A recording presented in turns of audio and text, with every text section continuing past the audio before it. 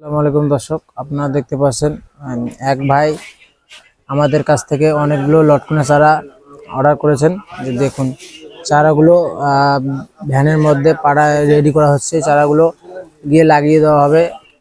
আপনারা চাইলে আদর্শ মানি নার্সারি থেকে এত সুন্দর সুন্দর পুষ্ট পুষ্ট চারা আপনারা নিতে পারেন।